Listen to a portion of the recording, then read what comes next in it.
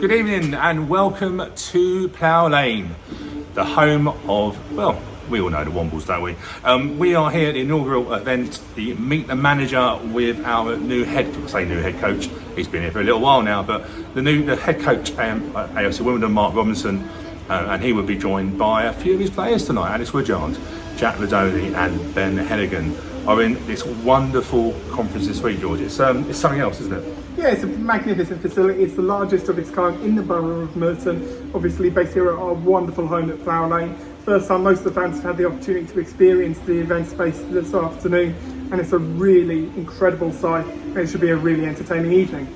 So normally these events with obviously Ivor Heller is the host tonight, and normally these events we have a first half and a second half. So we will be your host through the evening. We would like to thank the Dons Trust and the club for allowing us the pleasure of being your provider tonight on the 9 Years podcast. Don't forget, the 9 Year podcast actually releases tomorrow morning. And if you're watching this on demand, that was Friday, I don't know what date it was, 6th of August, George, it probably that. But anyway, if you want some boring chat with Nick and myself, then you know where to find us. But we're going to be hosts tonight. We look forward to you all joining us. And we will try and, well, we won't try, we have a front row seat for you at this event. So enjoy and let's go. So far, do you all like the kit? Yes, we like the kit. Ladies and gentlemen, please put your hands together for Mr. Ben Hennigan, who is going to beautifully model our kit, along with Jack Rudy Rudoni. Come on, boys. Come on, here we go. Rudy. Here comes Rudy. What do you reckon, ladies and gentlemen? Yeah, stand back, girls. Stand back. Up you come, mate. Rudy, yeah, come up. Actually, you can stand down there. I can still talk to you down there. You can all see Ben, all right? Yeah. Go on, get down there. That's it. Good. Hey, someone take a photo, will you look? Hey. One of the big gang. Right then. Seeing as Ben's a senior player, I've got to ask him first of all, what do you reckon about this kit then, Ben? I love it. I think it's really nice, so hopefully we can wear it a good few times. Yeah, they're definitely, the players are loving it.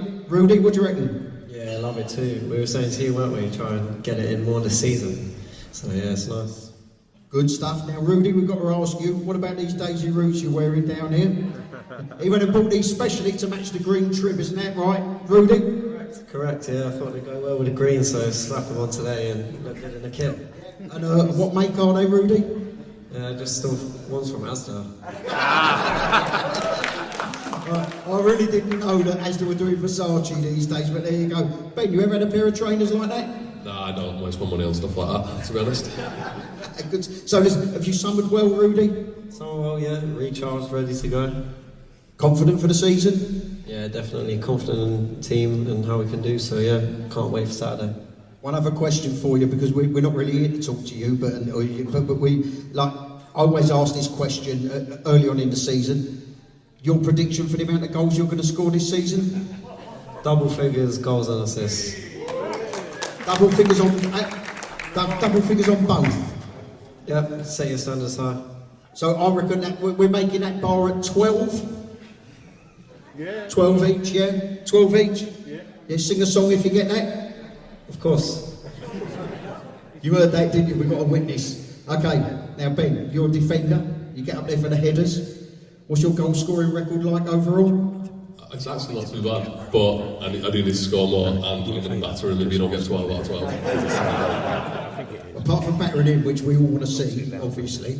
Well, no, we don't. We want him to get to 12. No. So no, we don't want you battered, all right? We don't want. Okay. So coming in, how many are you going to score this season? I want minimum 6.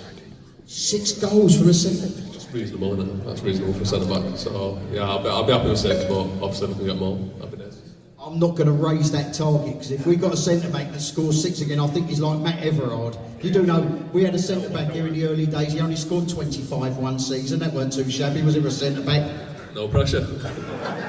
If you beat Matt Everard, I'll buy you a pint. Or 20. So, ladies and gentlemen, because we want to get on with the main business of the evening, I'm going to give it a 12. Give it a 12. Go on, give him a quick 12. And you, come on, Ben, you ain't getting out of it. A little bit of modelling, that's it. That's it, brilliant. They are fantastic models, aren't they, ladies and gentlemen? Yeah, brilliant. Chaps, thank you very much for coming down. Much appreciated. Really, really good. And we'll catch you later, all right? And thank you very much. Please, one more round of applause for Ben and Rudy. Thanks for coming out, showing off the kid. Poetry Palladino. You can't lose that name now. And so, with no further ado, ladies and gentlemen, please put your hands together for our wonderful head coach, stroke manager, Mr. Mark Robinson. Come on, Robbo.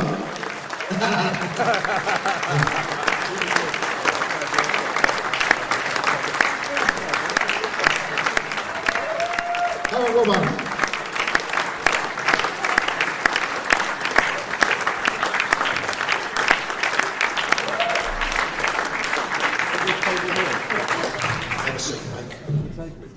Are you nervous, Robbo? Yeah, bricking it actually.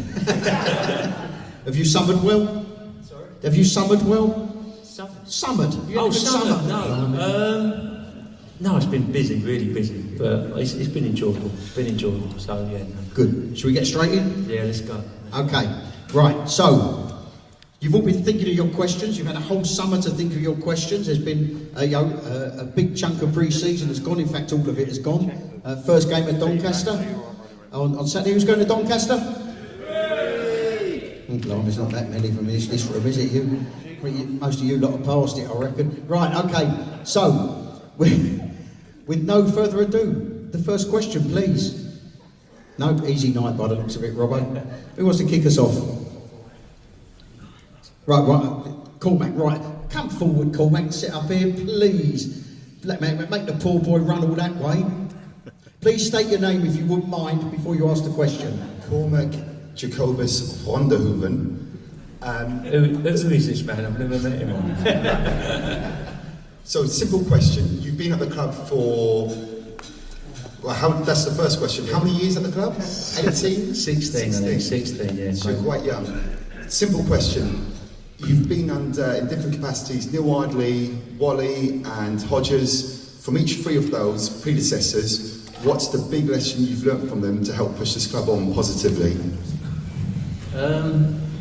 Tough one, blimey. Easy start, Cormac, thank you.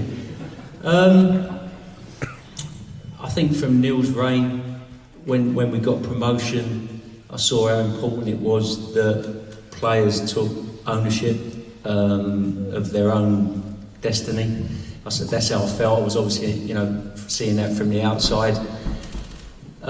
Wally was more how to treat people, if I'm honest. I learned a lot from Wally in terms of how he made me feel as a person. So he was absolutely fantastic with me. And Glyn continued that, really. So they kind of lit some fires in me again that maybe weren't there quite before, just because of the way they treated me as a person and how they made me feel valued. So that was the biggest thing that I took from those two, and obviously now I've got the honour of this job.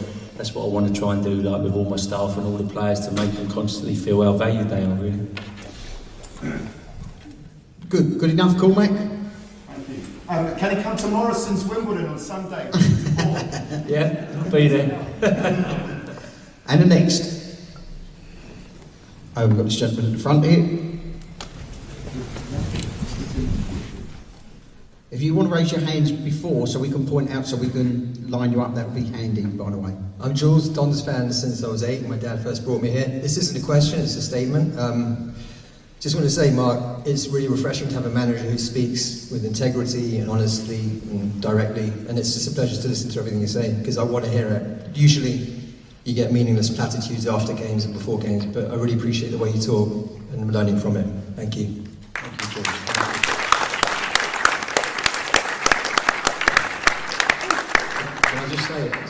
Yes, I always promise myself, Jules, that I try and be as honest as possible, and it's tough, in this role, because everyone hangs on to everything you say, and if things go well, it's great. If not, they throw it back in your face. But I think, it's the only way to be, and I'm trying to get the players to be like that as well, because you watch so many interviews and it's just Groundhog Day, and I think that's missing out of football. You want to see that passion, and I think it's too sort of purified, and I think, you know, it doesn't matter if someone says something wrong now and again. I think it's better to hear what people actually feel, and you know, so I want to, hopefully, yes, I would like to remain. So thank you, appreciate it. Okay.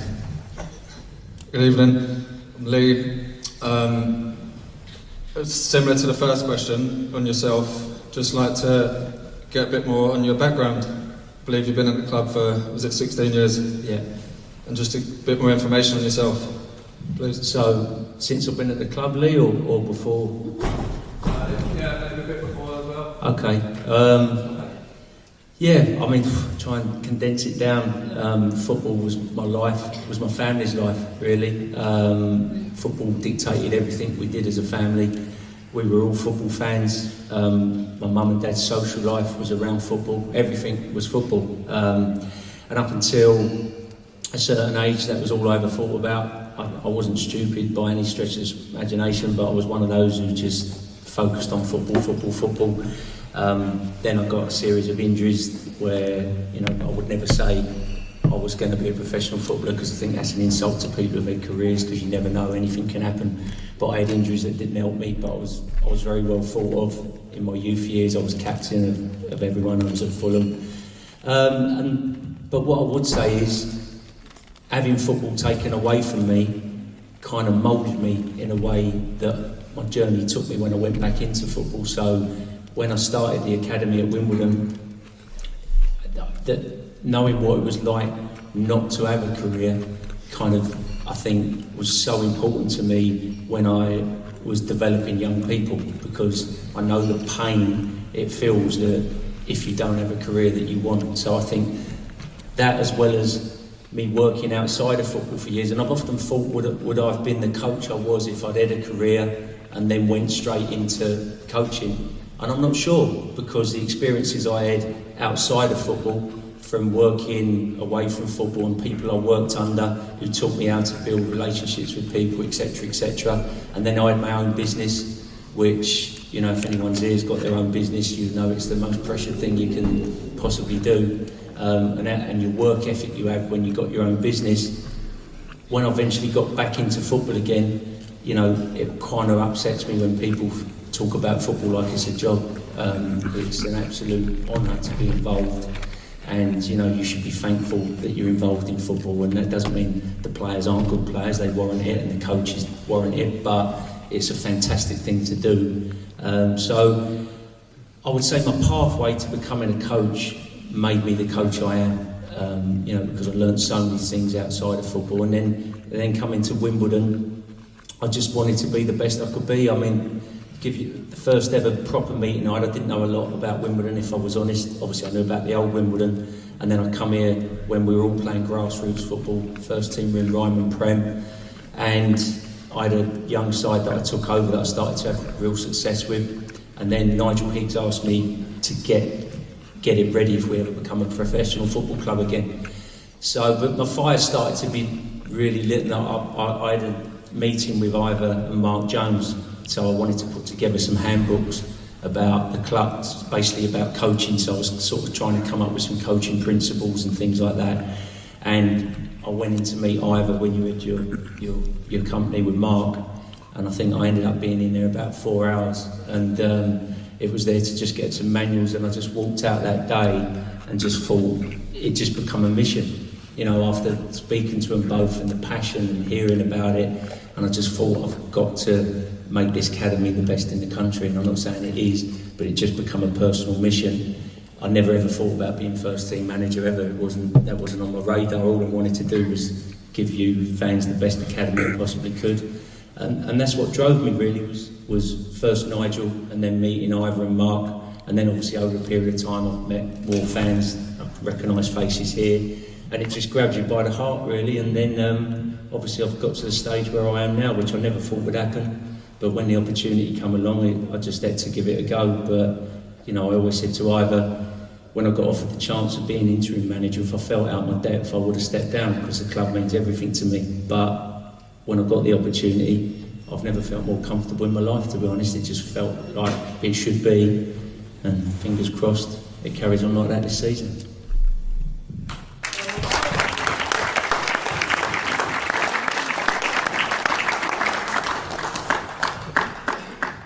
is hitting a world record for a round of applauses on tonight, you know.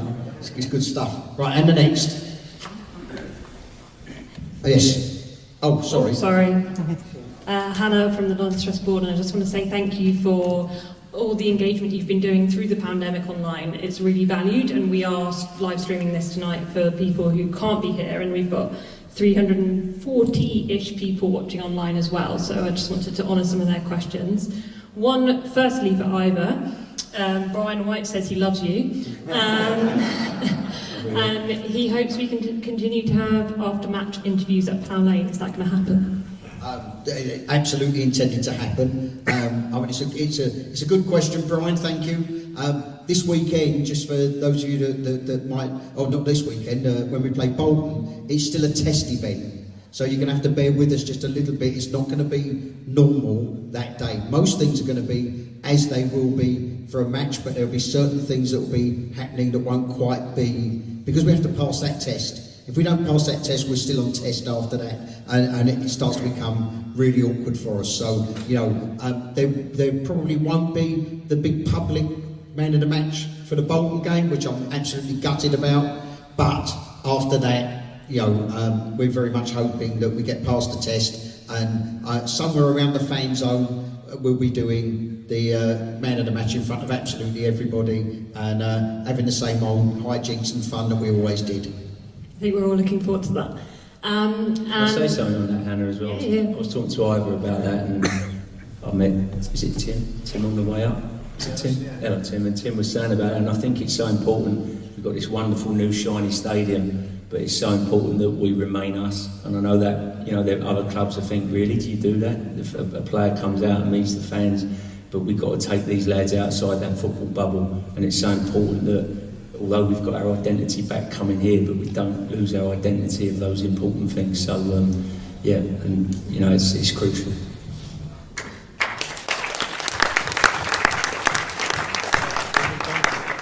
You've got another one, Hannah, because we've got someone down here as well. So. Yeah, just one question for Robbo on the football side of things. From Jay said, what are the club and team's biggest weaknesses? The club and the team, how long have you got? Oh, blimey. Who asked that question? Just do the team.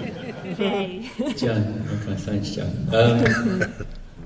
No, I'll answer both. I promise you I'll try and answer both.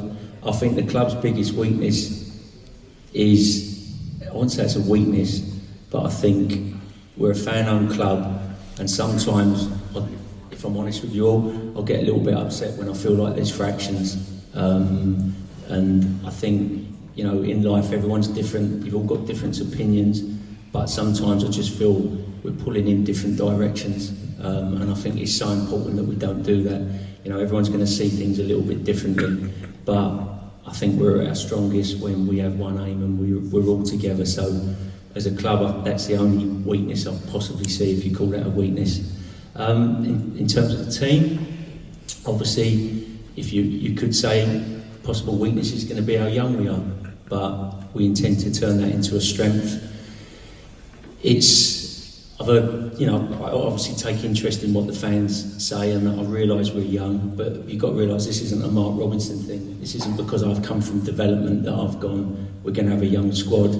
This is a model that the club wants to go down, and the reason for that is because the previous model didn't work. We've been fighting relegation. I mean, you could argue we've been fighting relegation ever since we were a professional football club, apart from 4 months, if you was going to be a bit harsh, but we have really. It was only that 4 months after Christmas. Apart from that, we've always been fighting relegation. So you look at it and go, well, how are we going to change that? So it may be a bit of a calculated risk having a young squad, but if we get it right, you have to look at how exciting it could be and the value it can have. So obviously, you know, I fall on my sword if we got it wrong, but the board thought I'm the right man to bring that to life. I feel like we've got enough experience. There's no doubt the young players are talented. It's just how quickly we can make them gel. But I mean, if you look over the years, we've survived But if you look through the squad, you'd go, well, if we're going to grow as a club in terms of who potentially could take us to the next level, or who potentially could we sell for an awful lot of money that would help take us to the next level, you'd struggle. I think if you went through our squad now, obviously it depends on their mentality and how they prove, but I think you could pick 5 or 6 players that could either play at the next level, or we could sell for a lot of money that would help us. So obviously we've got to get that right as a collective, the coaches and the players, but I feel that if we get it right, it could be really, really exciting. Sorry, when we get it right.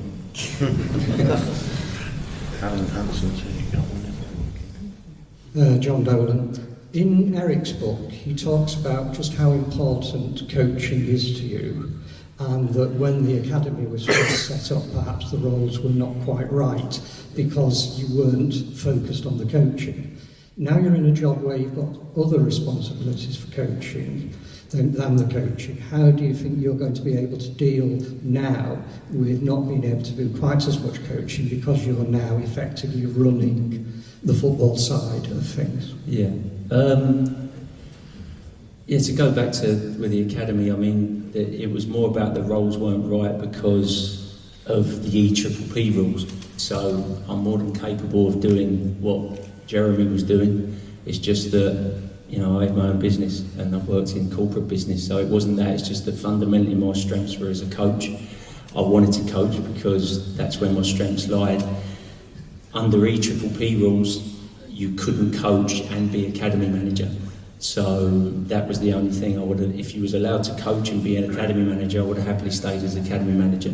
That's just the rules. You can't run a team and be academy manager. So it wasn't more that I didn't want to do it. It was just, so in terms of the model we've got now, hence why I'm called a head coach, it is more to look after the football side of things. We've now got a recruitment panel to look after the recruitment side. So I won't have that responsibility as much, although I've been busy all summer doing presentations to clubs, but that's more going to put us in good stead for the future. I'm hoping not every year I'll have to present to clubs every year, because if we make it a success, then they choose us. But in terms of the football side of things, I relish it, I love it. I've got to make sure, I want to make myself as accessible as possible. People keep telling me don't make yourself too accessible because you'll burn yourself out. So obviously there's a key, because I've got to concentrate on the football side of things. But I feel as long as we get the recruitment side right, there's more than enough hours in the day to be involved in all the other things that are important in terms of Don's local action group, etc., and get the football. So I relish it really. There's, you know, I feel that my skills through that I've learned in and out of football put me in a great position. There's nothing that really gives me fear. If it does, then I attack it full on, because it's the only way you grow as a person anyway. So I feel confident. Good. And the next thing, yeah, Max. Hello, Max. Hi, it's Max Hutchinson. In one of your interviews, you said that you would look to get loan players in positions where we have probably got a player coming up behind that are not quite ready for the first team. Yeah. So, of the loan players we've got in so far, have you got other players earmarked for maybe a year down the line? Yeah, and that's what we've done. So if you look at, you know, obviously we brought in 2 loan forwards. So if you look in terms of the forwards we've got out on loan, we've got Zach Robinson, we've got Corey, we've got Aaron Cosgrove, we've got Dav Fisher. So, you know, you look at those positions, it's a little bit unknown how well they're going to do in loan legs, but you would like to think that 1 or 2 of them will really progress. So, and the other position is obviously fullback. We've got young Hussein, who we rate really, really highly. And again, when we talked about recruitment and we're planning, we go, if we go and sign a right back on a 2-year deal, which you tend to have to, then are we potentially blocking Hussein's pathway? So I think was anyone at the Brentford game here? I mean, if you watched Hussein in that game, it was after that game I had that decision, maybe I should bring him in now. But I've seen over the years, Meg, so many players who kind of get in the squad and then don't play, and then when they get their opportunity, everyone goes, oh, he's not quite what I thought, but he hasn't played for like 15 weeks. So I really want to try and keep those players playing. So we've just agreed a loan for Huss actually, which will come out soon to a good level. And you know, to go and play those 42 games of men's football this year will hopefully give him the opportunity, and hopefully that'll be the same with others. You know, we've got a lot of good youngsters. Jack Curry, left back, you know, he's already flying at Eastbourne.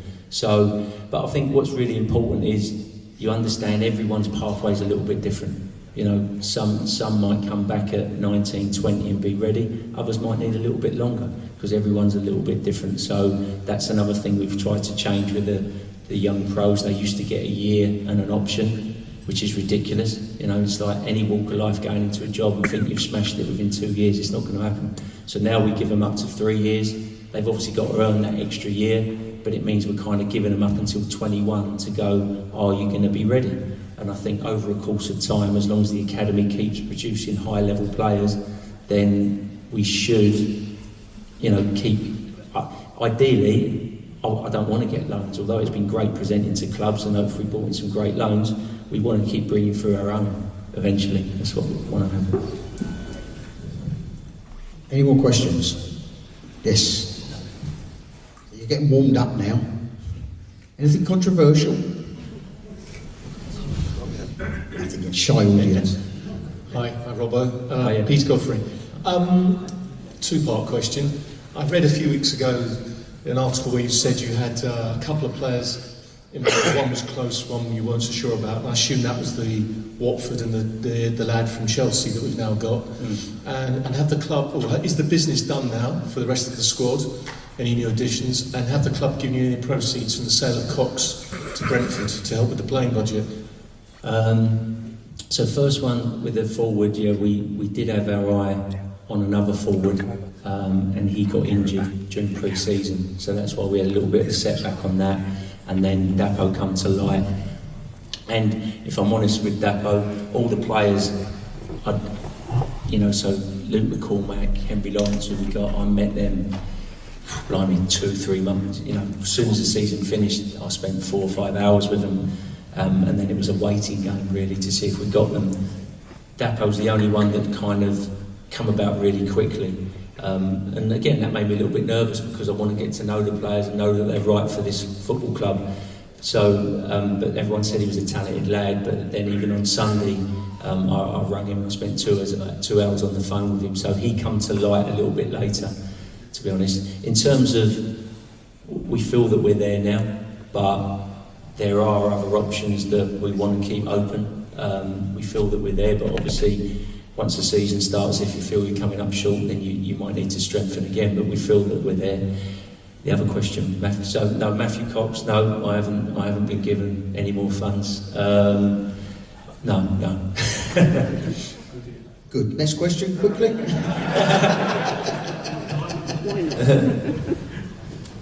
Is that it? Oh yeah.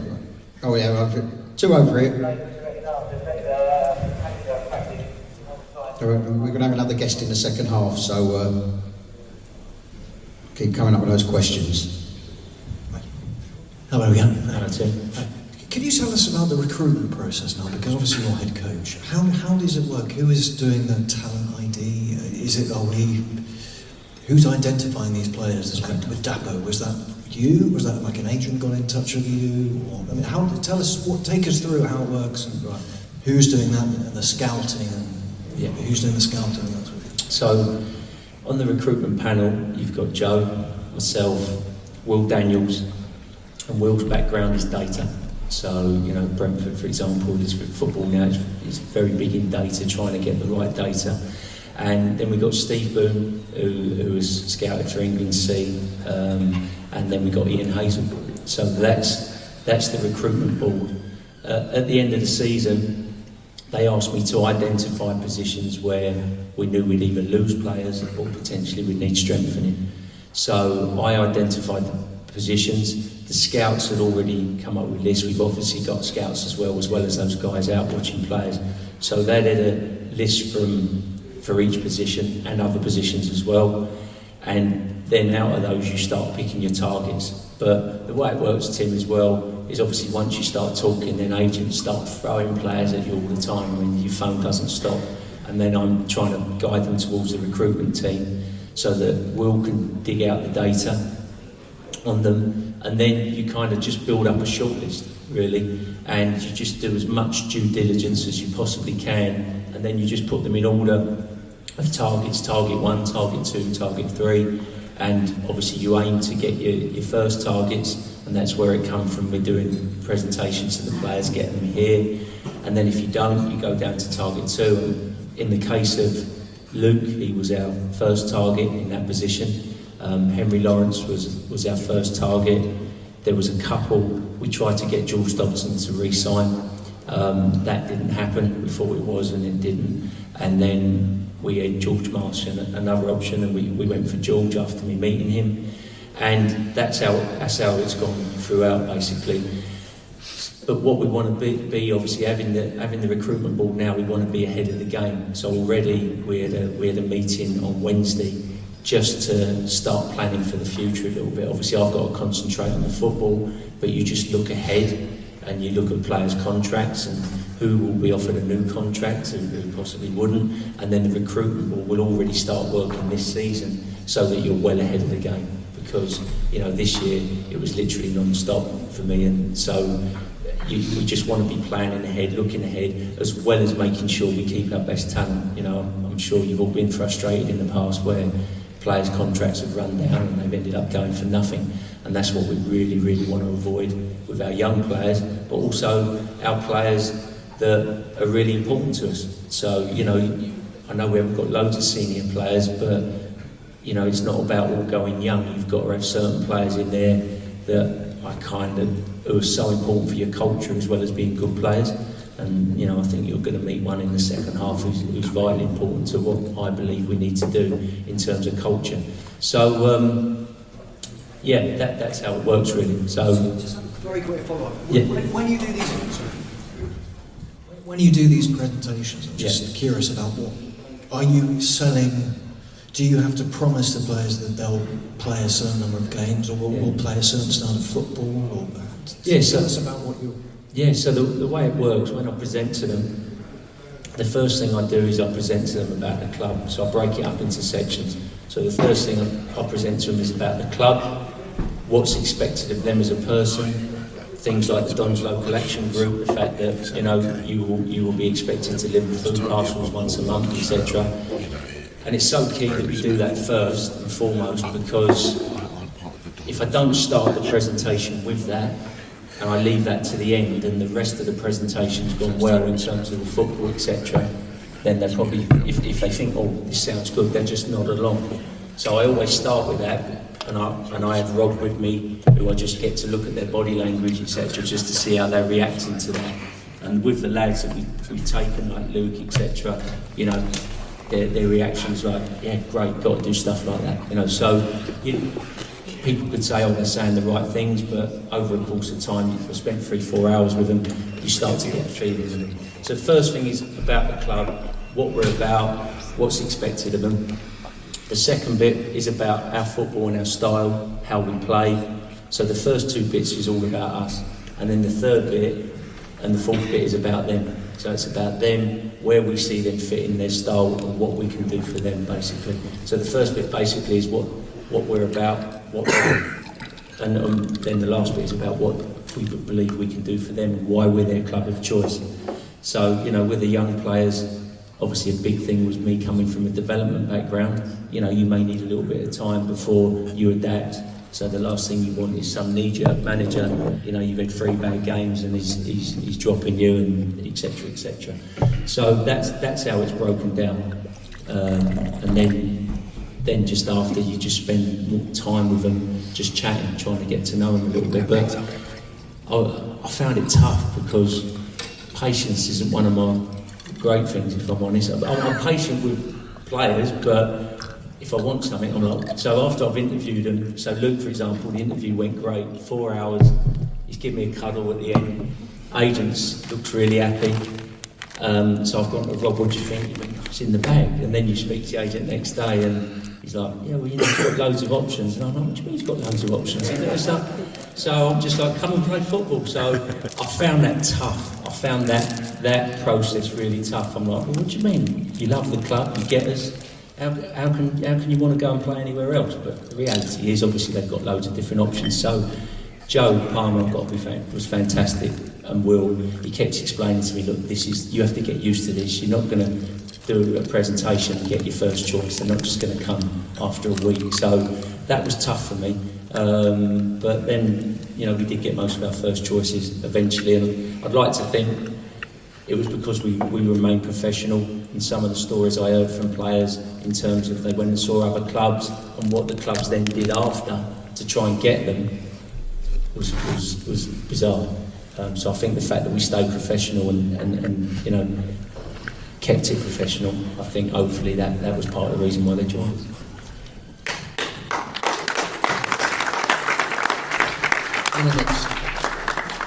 Hi, I'm Roy. The young 16-year-old lad that came on Saturday really looked for a 16-year-old, like he could really put himself about. He didn't look 16 for start. How do you see his potential? Yeah, sorry, I missed your name, sorry. Roy, I wonder when that question is coming, Roy. Yeah, so, and this is the benefits, Roy, of having, you know, fundamentally we've got to win football matches.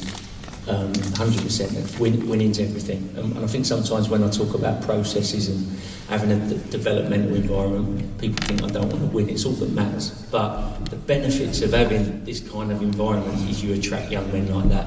So I'll give you as much information as I can. So his agent was an agent of a player we had last season, and he was so impressed with what we did in the last 21 games.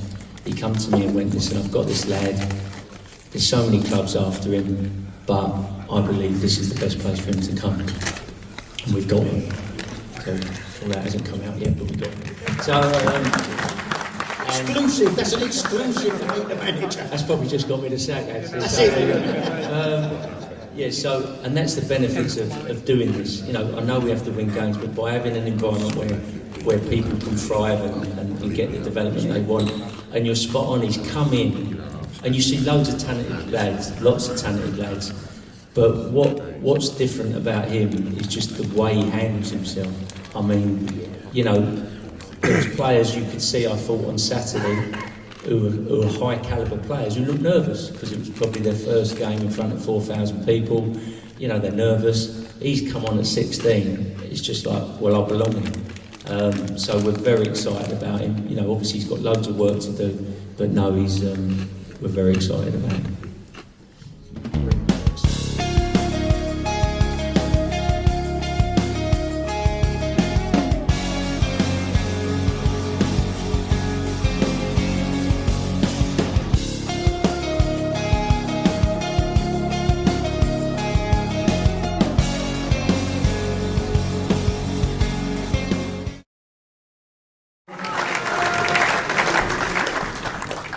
And with no further ado, someone who I believe in time is going to become, well, he already is for me, but he comes from a family of Wimbledon fans. Please put your hands together for the one and only, our Captain Fantastic, Alex Woodyard. Oh, Woody.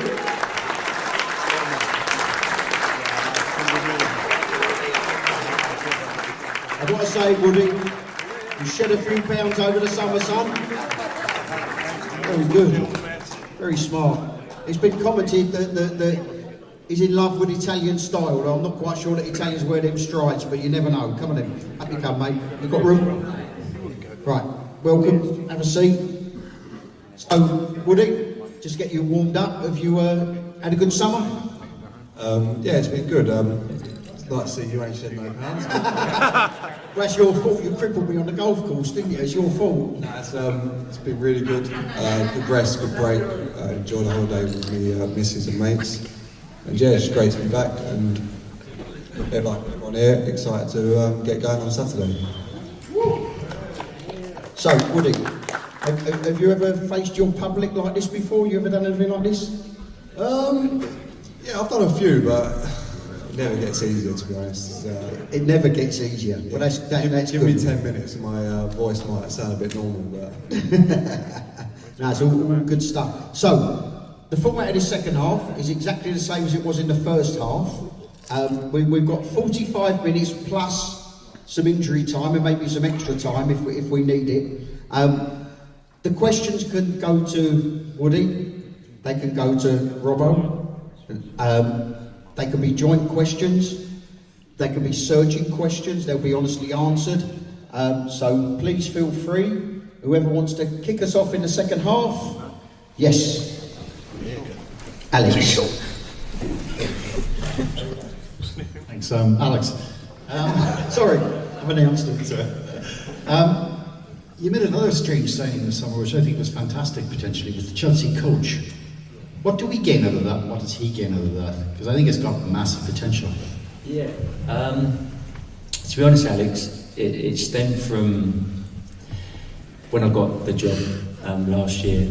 I obviously brought Rob up with me, and when I got offered the job, we didn't, to be blunt, have the budget, quite have the budget for assistant, because I brought in other staff as well. And it wasn't just the budget, but when I got the job, the two candidates that I had to bring in as an assistant both had really, really good jobs. So, I didn't know if I was going to keep the job, because I just got it till the end of the season. So it was tough to try and lure away two guys from their jobs when they had really good jobs. So, so Justin Cochran come in, as you probably know. So Justin actually went for the job, worked with England, and he come in on a sabbatical from England. And I just loved the way it worked, because he come in, it was like fresh eyes, because when you do things sometimes you can get wrapped up in your own stuff, you keep doing the same thing, looking for a different result, which is never healthy. And someone comes in with fresh eyes and sees things differently, but he also sees what you're doing, and he loved it himself, he benefited from it. So it just made me think, where we are as a club, we've got limited resources, so you just start thinking about, well, how can we make the best of what we got? So when I presented to Chelsea, in terms of getting their best young players on loan, I thought, well, why not see if they've got some high calibre young coaches who would benefit from the experience of being around first team football, but also would benefit from someone coming with fresh ideas. So I did that. They loved the idea. They said about James Simmons. I met him, and again, he's what do you say? But he's great. He comes with different ideas on certain things. Obviously, it's got to be aligned with what we're doing and some different sessions. And I just think it's good to have that freshness. You've got to be careful how you do it, but I think it's important to have that freshness. And the training ground's very open in terms of, we like to have different people come down. We had Ben Adams come down the other day who was the Fiji manager, who won the sevens and blew the lads away. And I just think, as well as knowing what you're doing, it's just good to have a different perspective on things. So I consider it something that's going to work in the future, so it's working well. What do you reckon of him, Woody? He's been great. Also touched on what Robbo said. He's obviously come from Chelsea. He's been around, like an elite environment. So, just like Robbo said, I think like good managers like Robbo, they take from other people. It's a new face. He's got great ideas. So I think so far he's been a great addition to the club. Brilliant. So, any more questions? Yep, gentleman over here. I'm Mikey, and to Alex, being one of the most experienced players in the squad, what's it like working with such a young team? Do you see yourself as like a big role model? Yeah, one thing we've said within the squad, we don't want to, categorise the young people as young players. They're good enough to play, so age is just a number. And for me personally, and the other senior lads, it's good to see it as we wouldn't say I'm getting to the old point, I'm getting to my prime, but it's great for me to learn, it's great for me to, encourage the younger players, see what I do and they can learn off me. And a big part of my game is if I see other people doing well around me, then I believe that I'm doing something right. Good. Right, yes. Hey Robbo, it's Andy. as a coach and an educator, and when you're communicating about your processes, do you ever feel that you may be giving away to the opposition or rivals, they'll be possibly able to neutralise what you're doing or copy it? Yeah, it's a good question. Again, I'm mindful of talking about things like processes because, I can understand fans might think, oh, here he goes again talking about processes. But I think all successful businesses or anything are process driven. I think Dave Bassett was very process driven. It might have looked very different, the style of football, but there was processes behind absolutely everything he did. We didn't just smash it forward. We put the ball in a certain area, and we expected to win second balls in a certain area. It's just football's changed. So I don't feel like we're giving anything away. The way modern day football is now, they analyse absolutely everything you do anyway. I want us to have that air of flexibility. I did an interview today and I was talking about us having formation flexibility, and I don't want that in terms of me being a tinker man, but I just think it's important to have that because I think analysis is such a big part of football now. And I look at Peterborough last year and they were brilliant at just changing formations. Well, I think it was the second game when I got the job. We actually was really pleased first half. We actually played really, really well. We should have gone in 2 out. And they come out second half, completely changed their formation, played with natural width, took us by surprise. We were like 2 goals down within 10 minutes. And I think it's good for us to have that within what we do. So I don't think we're giving anything away. In terms of them nicking your ideas, I don't think anyone does anything as well as you do it if it's yours. I don't really worry too much about that stuff.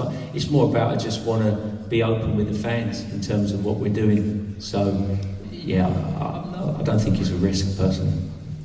Okay, before we take the next question, there was something I forgot to do earlier. You see the team at the back of the room, our merchandise team, who've done absolute miracles to get this up here for you tonight, ladies and gentlemen. So we've got volunteers, we've got paid staff over there. But give them a massive round of applause for turning out and doing this for you. And if you haven't got your red shirt yet, you can still get it at the end of this, even though everyone's absolutely cream crackered and wants to go home. They're still going to stay here and serve you, so please appreciate them and go and spend all your money. So, now with the wonders of technology, we've got more questions from online, so fire away. We do. One for Woody. Rudy mentioned he's targeting 12 goals. How few yellow cards are you targeting? Very good. Who's that from, Dan? Peter Lane. Well done, Pete. You'd probably be surprised, but last season was probably. I don't often get many yellow cards. I've never been sent off, but I think a lot of it had to play with no fans because I think referees last year got easily influenced by the opposition and managers from the opposition team. So certainly I'll try this year to not miss games over Christmas. So how many? Come on, how many? I'll probably get 5 or 6, 7. No, higher. No. 4 will do. So on that note, obviously you've just been asked that question, and I've been very remiss in not asked you that the obvious question yet. On a positive note, how many goals are you actually going to score this year? And we will hold you to it, by the way. Not as many as he gets yellow cards.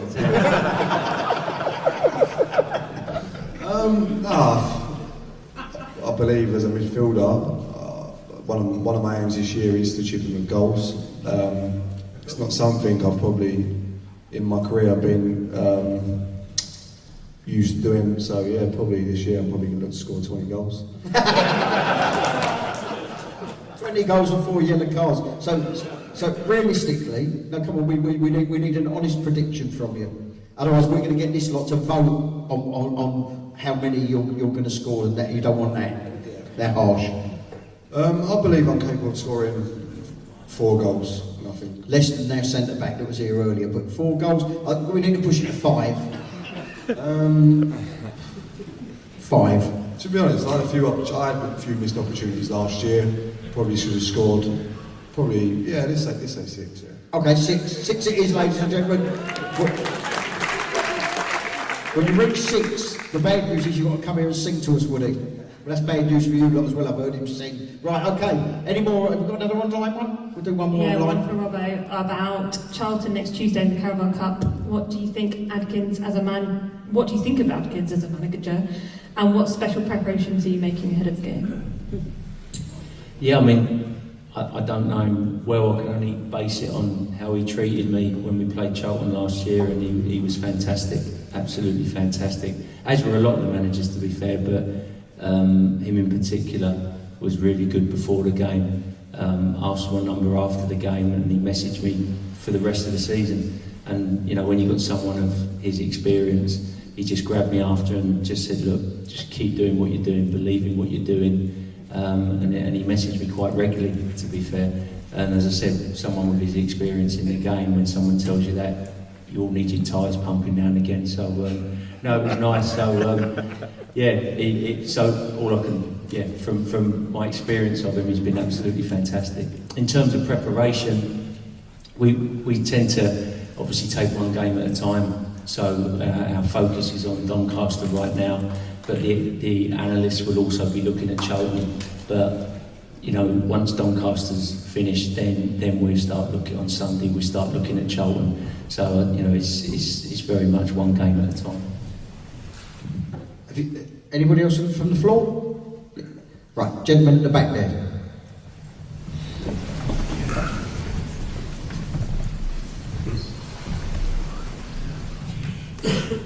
Hi, it's Chris.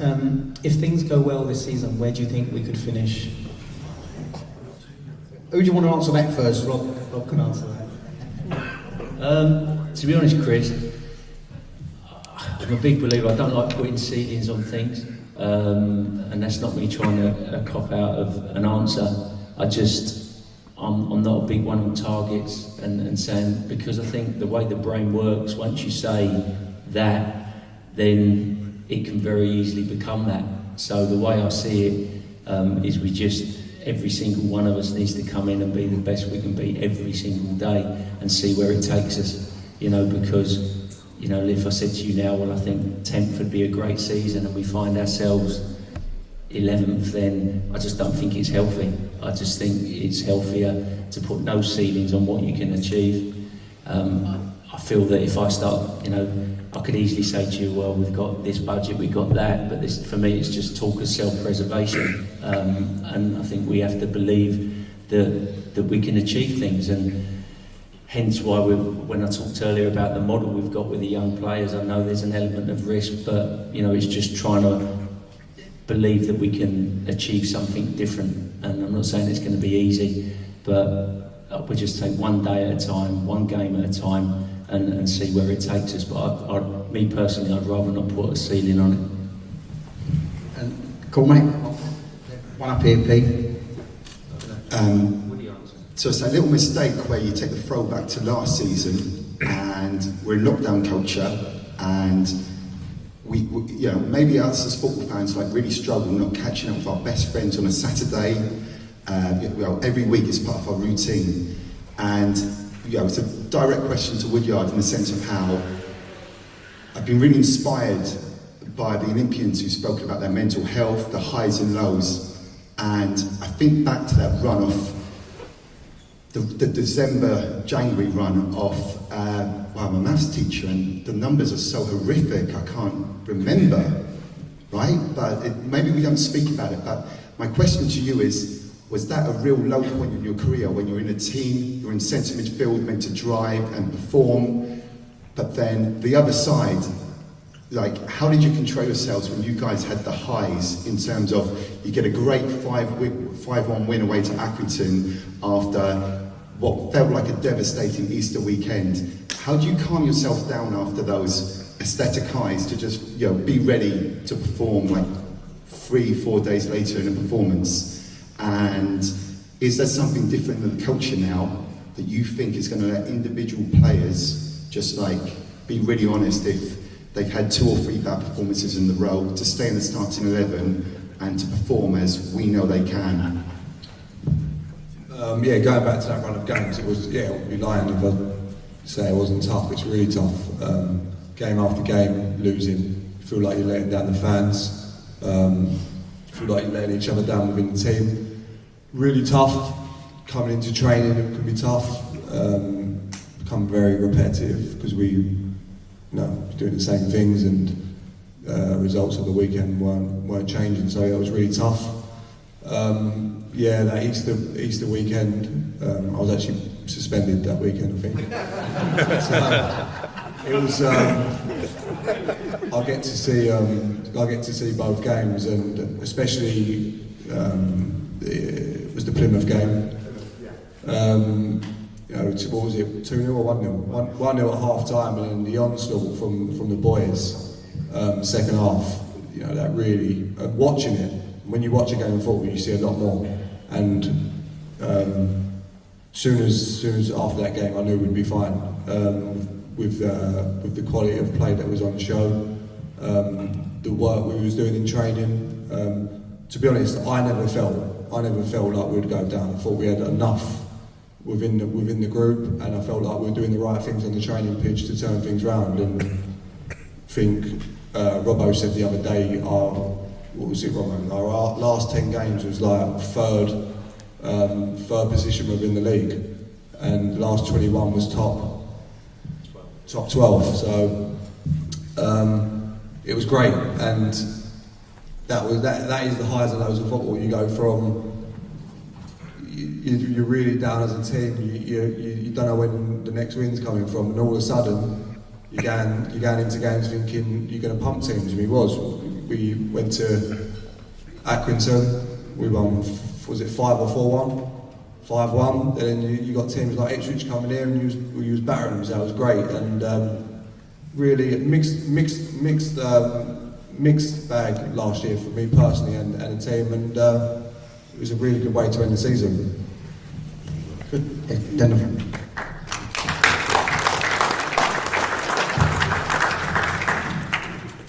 I'm not sure whether it's a fair question, but we lost nearly all the pre-season matches, didn't we, against non-league opposition.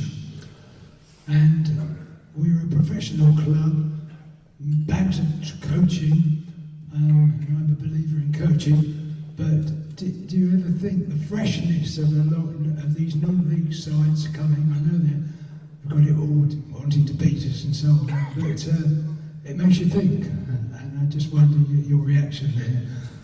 Yeah, I've pre-season's a strange one. I mean, the games weren't all, because of COVID and the test events and the fixtures we had changed, to be honest. There was a couple of fixtures we had to honour because of Glyn, a couple of deals we'd done, so we had to play certain teams.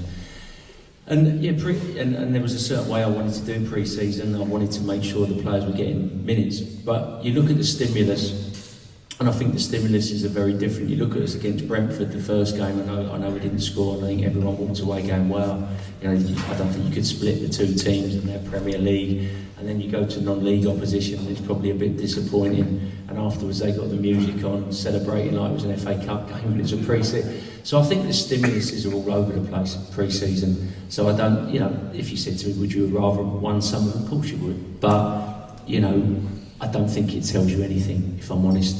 I've already thought about next year, and I'd do it completely different. If I'm honest, Woody and I were talking about fitness, and I'm not sure you get what you need to. I honestly believe that I could have the lads for 5 weeks doing our own thing, having in-house games, pushing them, and then have 3 pre-seasons game at the end, go Saturday, Tuesday, Saturday before the week, and we'd probably get more out of it. I think in football it just becomes habitual when you do things. So I'd certainly be looking again at next pre-season, because I believe they're fit. I think they're very fit, but I think we can, I think if we're going to take it to another level, we need to look at doing things differently, because I think half the games are a waste of time, if I'm honest with you. And I think we need to look at doing it differently. As I said, I think you just do things out of habit and no one looks at it. So I'd want to look at it again. Fair enough.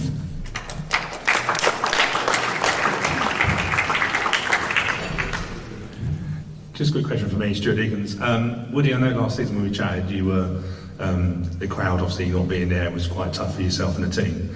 How much are you looking forward to the Bolton game in front of a full house and those fans singing and chanting?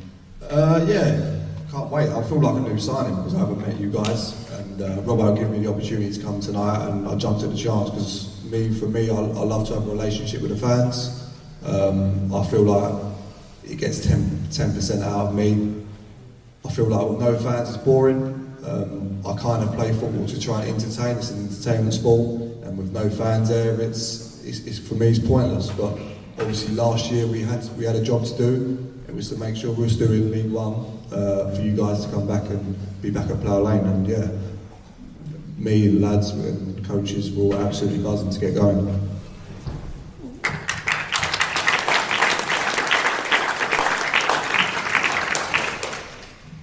Robbo, Xavier.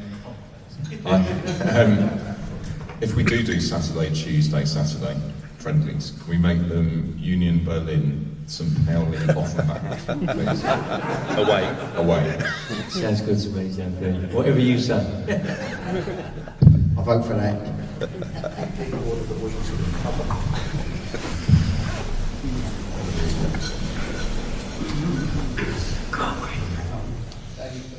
Come back the other way, don't go over there. Lawrence is next, don't go over there. Leave him for a minute. In a minute, you... No, he's next on. Next on. We can't wait. That's a very simple question, it's Lawrence. Now we've got a younger generation in the dressing room. Does that mean the music changes? And who's in charge? Overseer. I don't think Robbo's too happy with music, to be honest. He's on at me to get the music back on from last year. We have, listen, a lot of the younger boys do like the rap music, and I don't think Robbo's inclined to that music, so it's either we change it or Robbo can't come and do his team talk. So I think we'll have I think what we'll do is we'll allow every player in the team to have their favourite song, and I think that will work well. We do that at the training ground, to be honest. We have music going on and everyone picks their 3 tracks, and I just think, again, it's important to recognise everyone's different, so I don't like people to take control, and that's what it is at the training ground. We have, one minute we've got Frank Sinatra coming out, and next minute we've got Stormzy, but it just shows that, you know, everyone's different. Frank Sinatra's in, by the way, so yeah. So, music's a bit of a... Because I've worked in music for a while, I've realised the sort of impact it can actually have on you. It's a powerful thing, and I won't go too deep into it, but I think these lads think they like it more than they actually do. I think it's more image than it is they actually like it personally. Come on, Craig, let's hear it. Hello, Robbo. Right, Robbo, firstly, on the cycling around Richmond Park, if you'd done that next year, would you go up the hill rather than down the hill for the injuries? Secondly, I've been to lots of Meet the Managers, and you've been very, very honest. And it's really, really warming that you are so honest. So, as a fan of Wimbledon for years and years and years, right, I hope all the fans listening here and obviously on the webcast or whatever they give the players time, okay?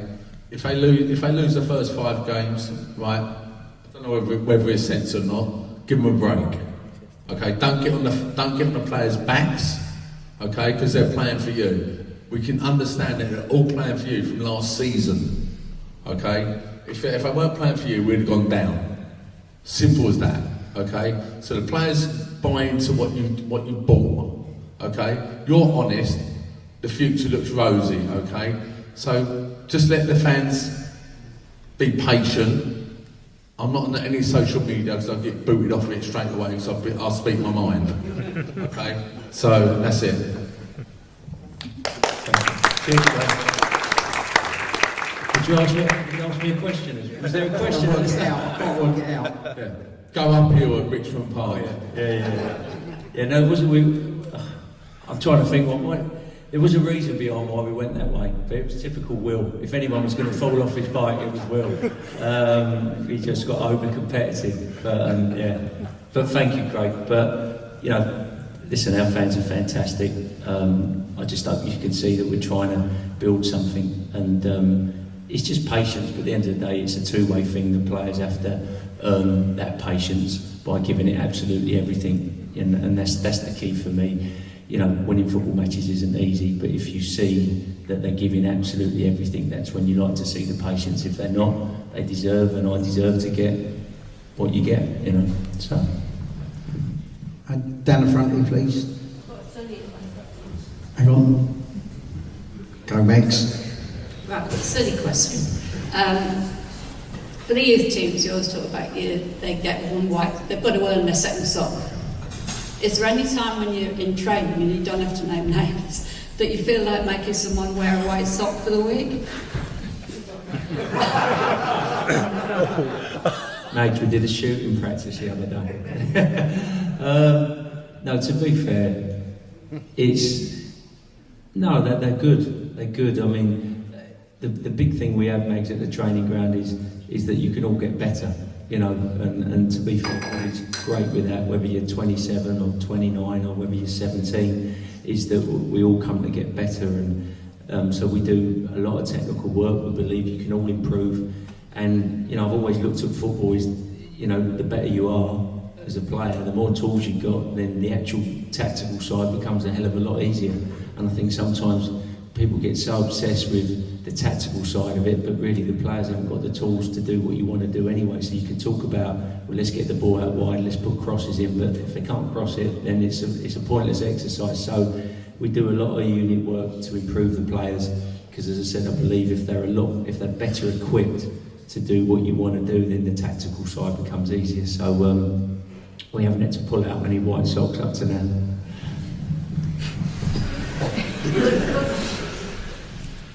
He always wears white socks.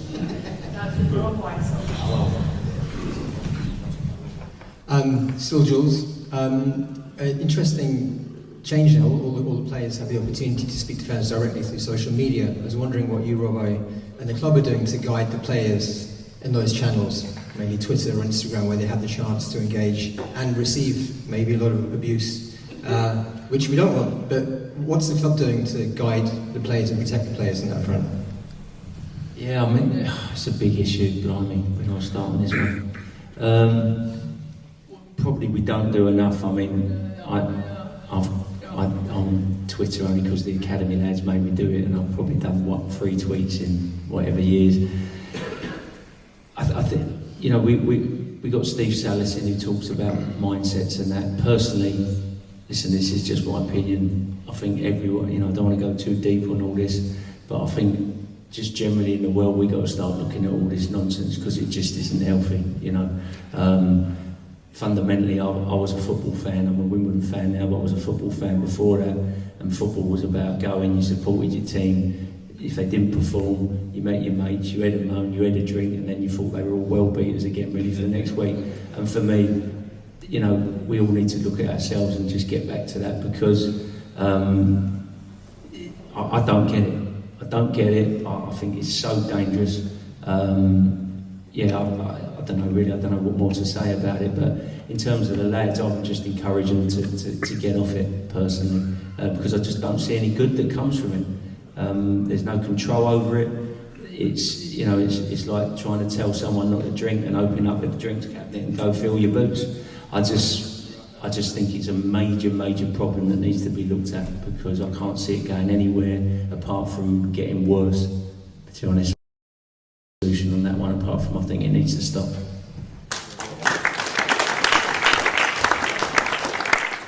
David, we've had a session of goalkeepers on loan this year, during the past few years. Is it now a settled position? Sorry, I missed that. Sorry. The goalkeepers, we've had goalkeepers on loan. Is it now a settled position? Is it? Yeah, funny, someone said to me about, you know, the successes of the last 21 games, and I think the thing that pleased me most was players who possibly fans didn't have a high opinion of or didn't think they were going to be players come to the forefront. You know, I don't think anyone in this room had heard of Ivan Sal before I got the job, and when I talk about development, you look at Tans, you know, that's the perfect example where you've gone, well, did we have we've had all these goalkeepers in, did we actually have one of our own 2 years ago? So I think opportunity is a massive thing, and I think personally, you know, if we continue to progress, I think we could have he's 24 years of age, we could have a goalkeeper for the next 6-7 years. I think he's absolutely fantastic. I can only see him getting better. He's an absolutely brilliant lad, and you know, you look at him, he's got absolutely everything. So for me, I want us to progress as a club so we can keep him, because I think he can play above the level we're at now. I know that you wanted an answer to the social media question, and we didn't quite get that. So, what do you think of social media, Woody? I'm not sure you're bang on it all the time, aren't you? Yeah, listen, what Robbo said is it's a nasty place sometimes, but for me personally, I want to read all the good things people say about me. I've got to be able to take the bad with it. That's me personally, the way I look at it. I feel footballers do get caught up in social media a lot. I've been next to players and coaches on trains, and the first thing they're doing after games is typing their name in on Twitter to see what people will say about them. Like Robbo said, I think the best advice, if you can't take the good with the bad, is just to completely stay off it. But certainly more needs to be done on social media in every aspect of the life. There's a lot of people taking their life, and something needs to be done about it. We do get guidance from the EFL, and the club does pass some stuff on, and there's always been talk about. I think COVID came in at completely the wrong time.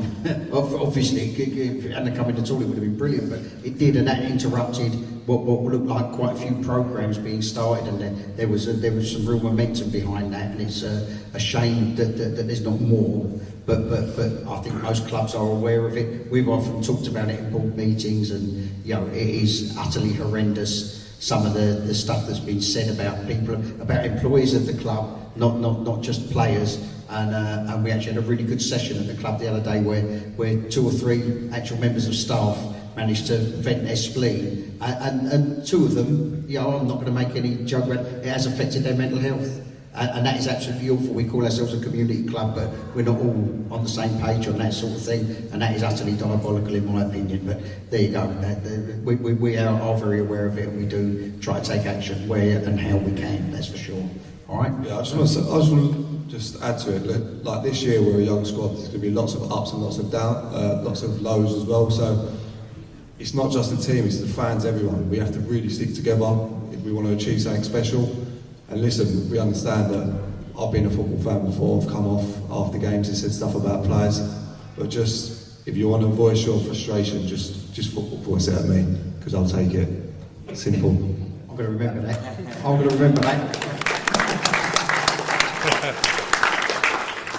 Have we got another on? Yes, Hannah. And then it's out on me. 100%. Back to music. Fellow board member Luke McKenzie asked a probably question more for both of you actually. Of the new boys, who's going to be the best singer tomorrow night?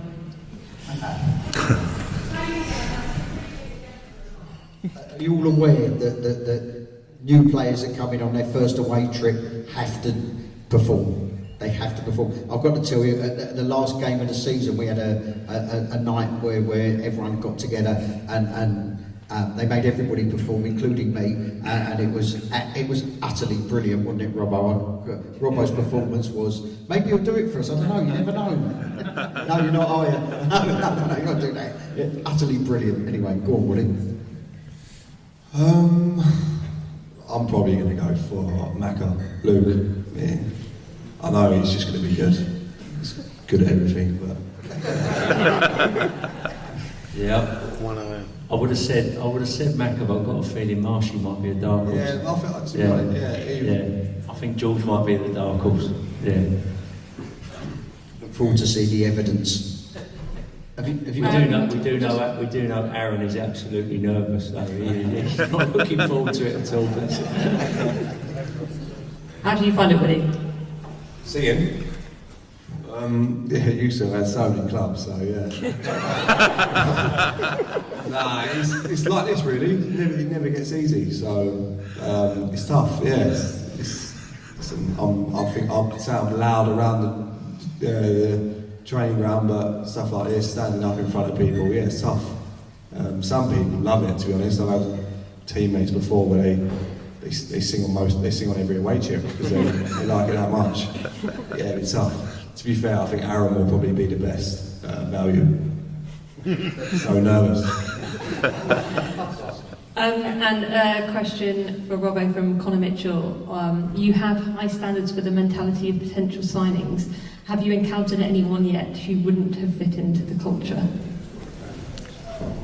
What new? Do you mean new signings or just I'm not sure. What past or just? Oh, what previous players? Have you encountered anyone that you would say? I mean, I'm interpreting this on behalf of Connor. Doesn't or you would say that hasn't fitted into what you would want in your culture? I'd say it's two parts. I'd say, yeah, I have not from the current squad or the lads before. But what I would say is it comes in two parts really. Because if you'd asked me that question before I got the job, I'd probably say yeah. But then I think once you create a different environment where people can actually be themselves and they drop their armour, then you actually see that most people are all right. And they're not what you think they are. Football's a very macho industry and players wear this armour where they feel they need to behave in a certain way.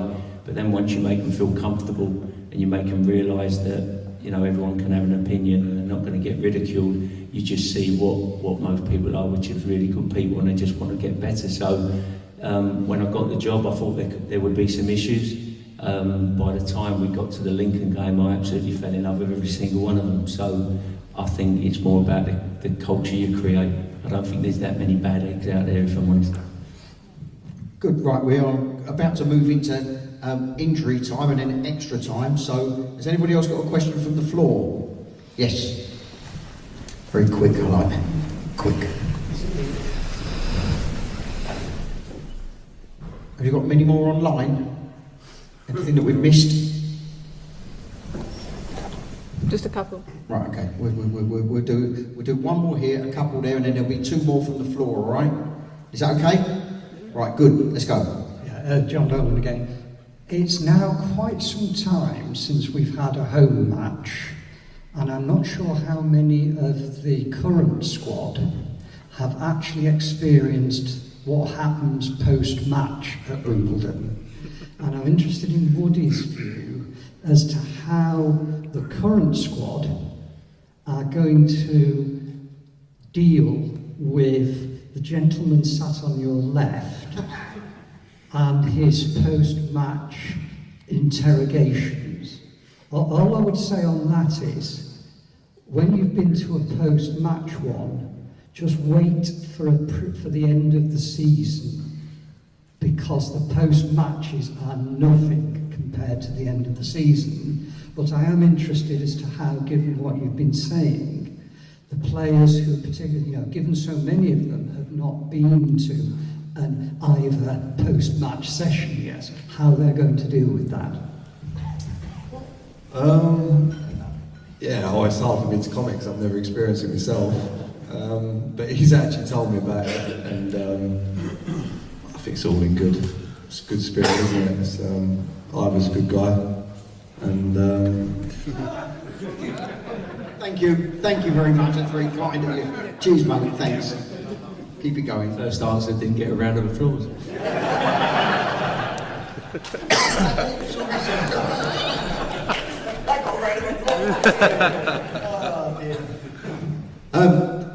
Just to pitch in there, over the years you get more experience and I get more experienced, and when you know that, Sammy Hatton used to be the most terrified person ever up there, but when you talk to him now, he loved it. I've learned to temper it a little bit. We have to temper it. You can't be anywhere near as forthright as you used to be 10 years ago. You'd be arrested. the truth of it is we do temper it for people. We have to be more careful now than we ever have done. But generally, it's fun, and most of them absolutely love it, and look forward to getting their bottle of champagne. Even some of them that can't even drink it. They're not old enough. Right. So, Hannah. One question from Richard Chin. Robbo, do you see any of the young players breaking into the first team squad this season? And if so, who? They're all young. Well, nearly all young. So we're talking about the ones out on loan, I guess, Alan. It depends. I mean, if we're doing great, no, I would prefer them staying on loan, as I said, and getting men's football. If obviously a player's struggling and a lad on loan's doing fantastically well, then it's a different matter. But we certainly, I mean, Woody will back me up, we've certainly got some talented lads going out on loan, but it just depends how the first team are performing. I'd like to think, no matter how well they're performing on loan, we're doing well enough that they stay on loan and then they fight for their place next year, really. And then just a question about signings. Which signing are you most excited by, and is our transfer business done now? Message free. Sorry, which signing am I most excited about? Yeah, that's the question. That was it. And is our business done? Our business is done unless we feel, that there isn't any money left, basically. But obviously you've got loans. If a loan doesn't perform, there's always the option of going back and another loan. But in terms of money, our business is done. I'm excited about all the signings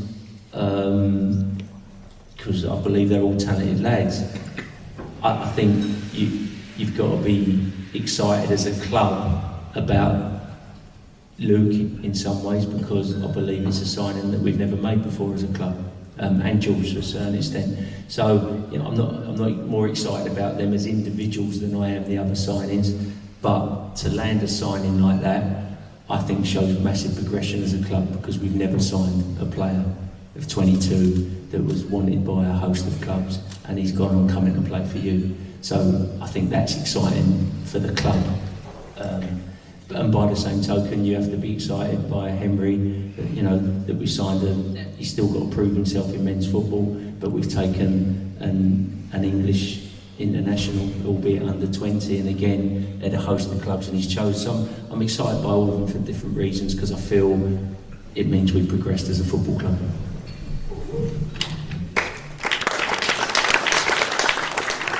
A couple more from the floor. Moving into extra time. You mentioned earlier about how well you got on with Nigel Atkins. How would you describe your relationship with Steve Evans? And Woody.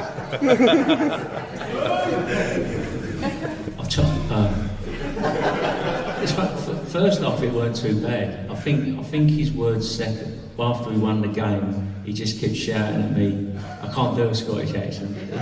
He just kept shouting at me, "You'll get promoted with that luck, Robbo." I miss out one word he said, but "You'll get promoted with that effing luck, Robbo. And he just said it about 30 times over and over again. And I tried not to laugh because I didn't want to upset him. But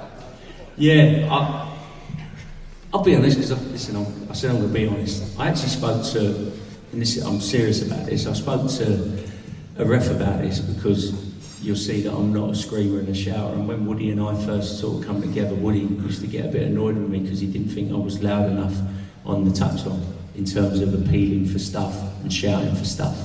And I just said, look, you've got to get used to it. This is the way I am. Refs aren't. I've never seen a ref change his mind. Etc. To be honest, my last manager was Steve Evans.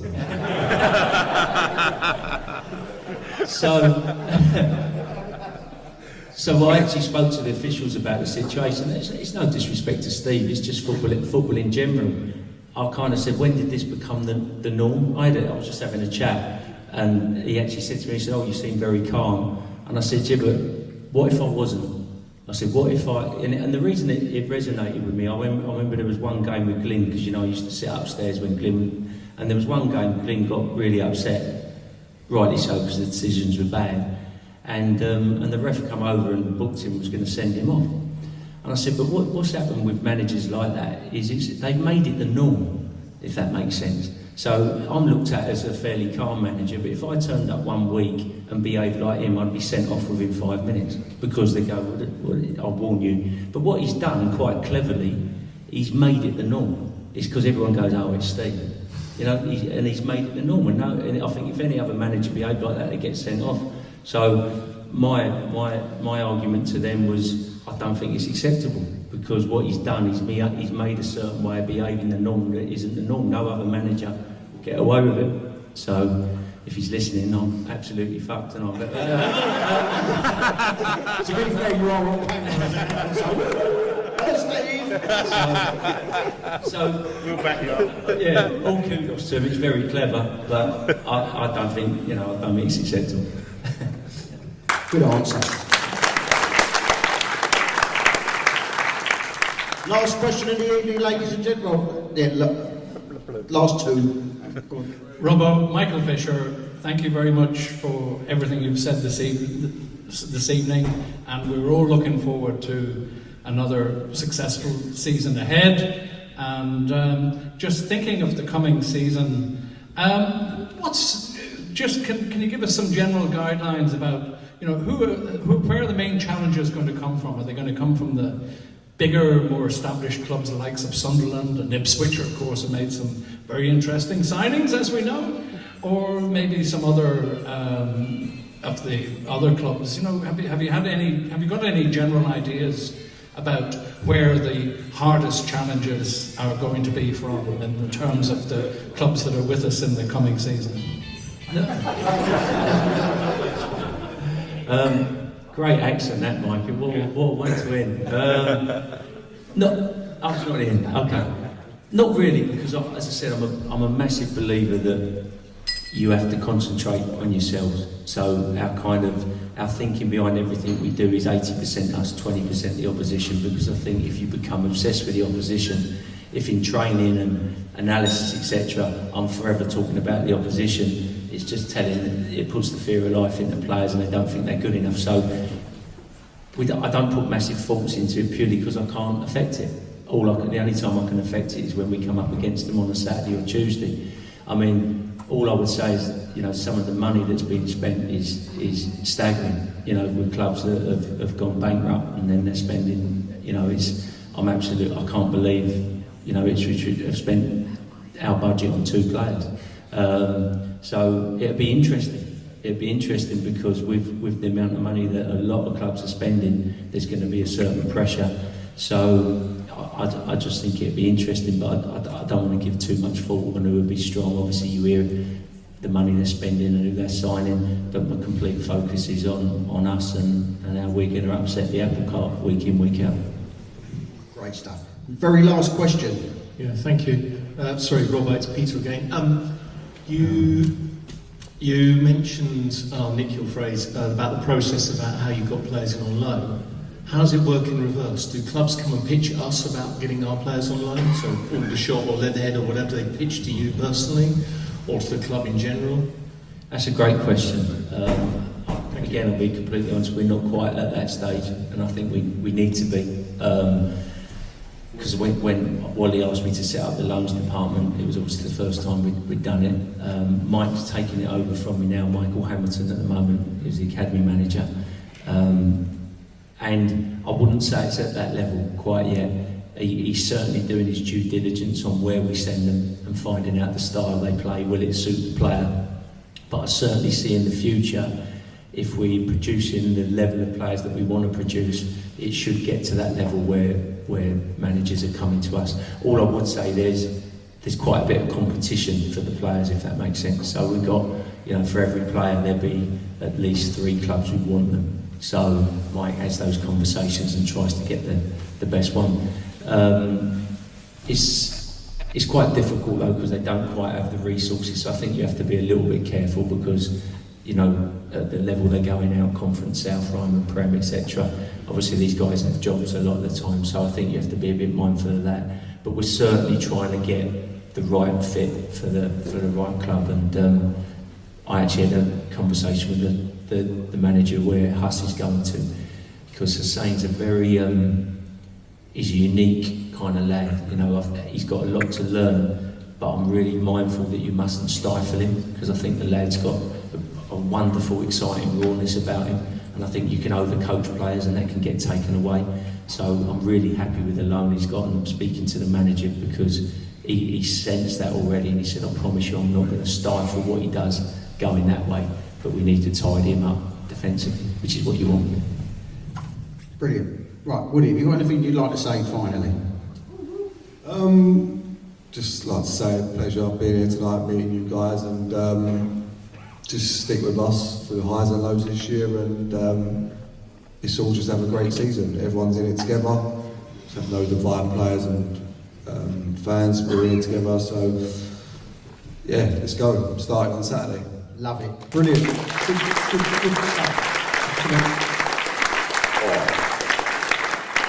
Before we run off, just one more thank you.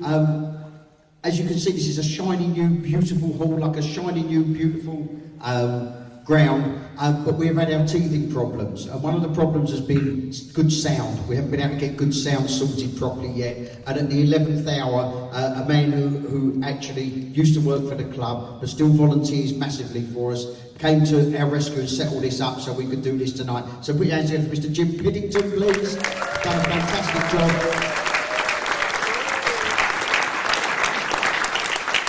Once again, I want to thank everyone, Pietro, Tara, everyone that's helped put this evening on, all the bar staff and everybody here. But most of all, I want to thank these two for coming, and from all of us, and I know I'm saying this from everybody, we wish you the best of luck this season. Go out there, smash them all up, do Wimbledon proud. 4 bookings, 20 goals, that will do. We will remember. Ladies and gentlemen, thank you very much for coming out tonight. I hope you've enjoyed it. I hope you've enjoyed being in this fantastic new place. Have you liked it? Yeah, it's brilliant. And next we'll have many, many more events and things going on here. Please support everything we do. Thank you to the 9-year boys and to Hannah for fielding the questions. Only fantastic. Ladies and gentlemen, that's it. Thank you very much and good night. Thank you.